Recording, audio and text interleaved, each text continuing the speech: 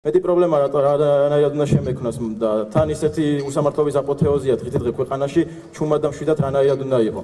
გუშინ მაგალითად 21 წლის სრულიად უწყინარი პატიოსანი ნათელი სპეტაკი უდანაშაულო ახალგაზრდა დაიჭირეს და 20 წელიწადნახევარი მიუსაჯეს.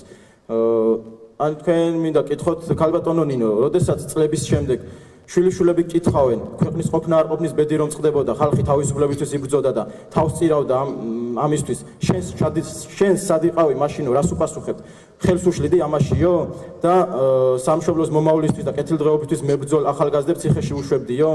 არა უშავს, ადრე თუ გვიან მათი აქედან გავა და თავაწეული გააღებს ციხის კარებს.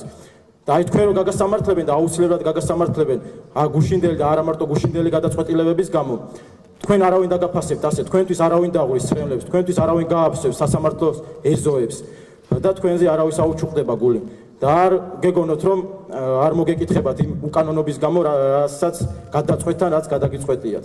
ეხლა სხვა საკითხი და მათეს მინდა უთხრა რომ ძალიან მაგარი ბიჭი ხარ ჩვენ აუცილებლად წამოვდგები და ერთმანეთს წამოვაყენებ და იმ გიტარაზეც აუცილებლად ერთად დაუკრავთ. ეხლა სხვა საკითხები რაც ჩვენს პროცესებს ეხება პირველ რიგში ჩემი პრეტენზია მინდა გამოვხატო იმაზე რომ აი მაგალითად წინა პროცესი მიმდინარეობდა 7 საათი. აქედან ამ ბრალდებულებს დაგვერთმო სულ რაღაც 15 წუთი.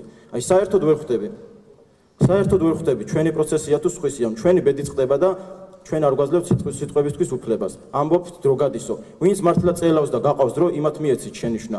რატო უნდა მეშინოდეს მე სიტყვის თქმის დროს, რომ ყოველ წუთში გამაწყვეტინებთ? შეიძლება ამ სიტყვამ ჩემი ბედი გადაწყვეტოს, ხო? თან აი ტელეფონზე მიწერას რაც შეეხება, მაინტერესებს თუ ამოიღეთ ის კამერები, რომელი კამერაც ზუსტად ხედავდა რა იწერებოდა იმ ტელეფონზე. ან ხმას გაუთიშეთო შემდეგზე რა გათიშურხმაში არ იკითხება ის SMS-ი. და ადვოკატებიც წერდნენ რომ აპელირებდნენ პროკურორები, ადვოკატი ჩვენ მოგწერდა, მოწმე უნდა იყოს ზუსტად იგივე მდგომარეობაში, როგორ მდგომარეობაშიც ჩვენ ვართ. და კიდე ერთი საკითხი, აი წინა 8 პოლიტპატიმრის ხდომაზე ერთი ისეთი მოწმე იყო, პირდაპირ შეურაცხყოფას აყენებდა ბრალდებულს. აი უსინდისოს და მსგავს სიტყვებს ეძახდა და სავარაუდოდ ის ჩვენს პროცესზეც უნდა იყოს. და მე მინდა რომ არ დაუშვათ ეგეთი მოწმე, იმიტომ რომ ჩვენ რო იგივე სიტყვა გვეთქვა, მოწმეთვის ხო გაგვაგდებდით და მსგავს რაღაცას მოწმე თუ ამოს რატო არ უნდა გააღვოს და რატო უნდა დაუშვათ სხდომებზე. და კიდე ერთი საკითხი, მერაბ დვალიშვილს უთხრეს, სინდისის პატიმრები უხსენეს და რაღაც ვერ მიხვდა, ვერ გაიგო და ძალიან მოკლედ დაუხსნით, ჩვენ რატო ვართ აქ?